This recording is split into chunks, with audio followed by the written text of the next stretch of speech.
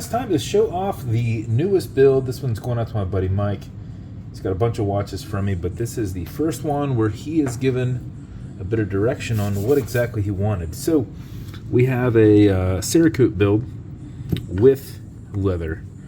So we have a nice matte blue on the case, nice matte blue on the caseback and crown. We have an original Kraken dial. This one is lasered out of brass and then dual cerakoted. And it's gold, but it's brass. I think whatever wording that's used on that cerakote doesn't reference either, but basically it kind of gives you that vibe of like a matte gold or a brass. So if I call it brass, that's what we're talking about. Dual cerakoted dial. So what we have to do is laser out the background pretty deep.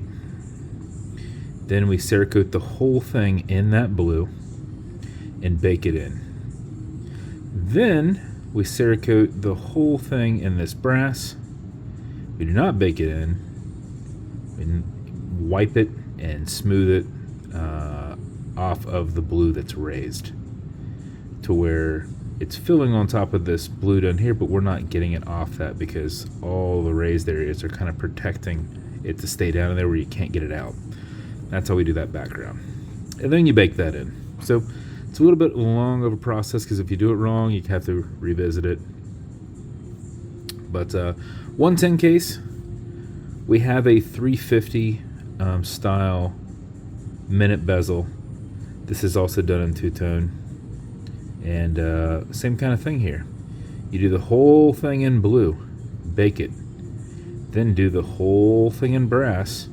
And before you bake it, you remove it all from the raised areas. You can't remove it from the lower. Oh, so that actually that will be the opposite.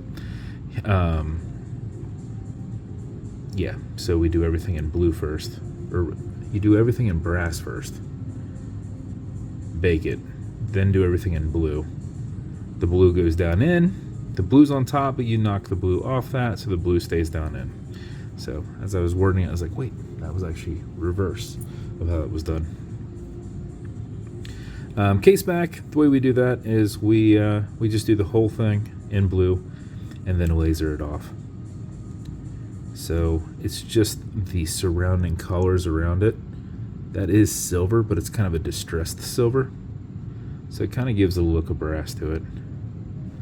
And then a caseback ring, we just do that in that brass color. Kraken engraved crown. Super, super soft and pliable wristband strap. You will like this a lot.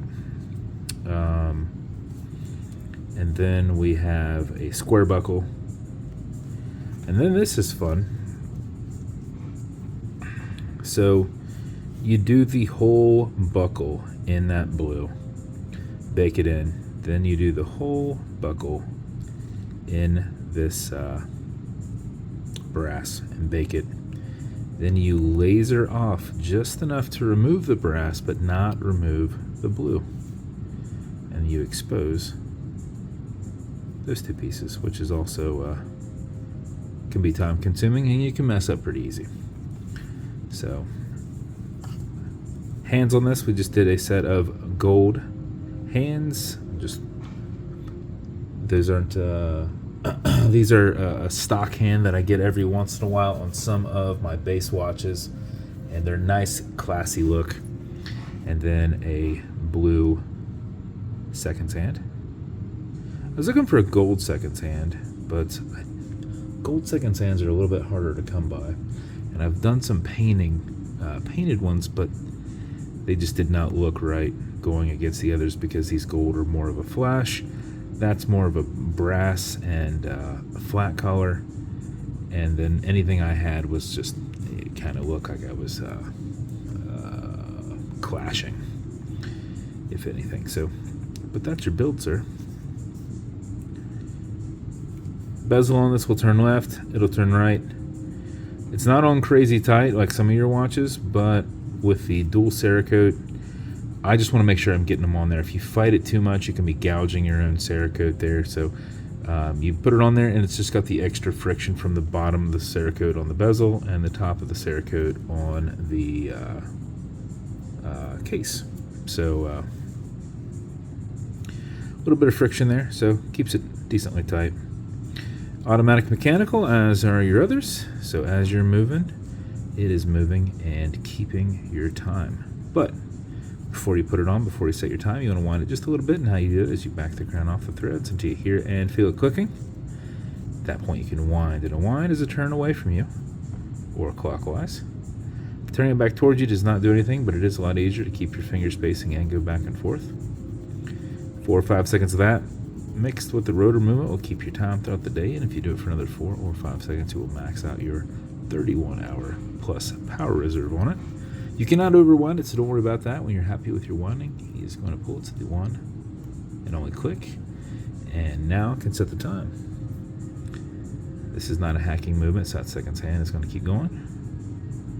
You'll also notice you've got a wobble crown. That deflects lateral pressure from going into the stem and into the movement, so when you're pushing and prying on it, you're not putting any adverse pressure on the keyless works.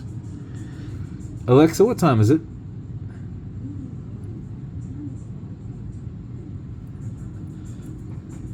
I don't even know what they said.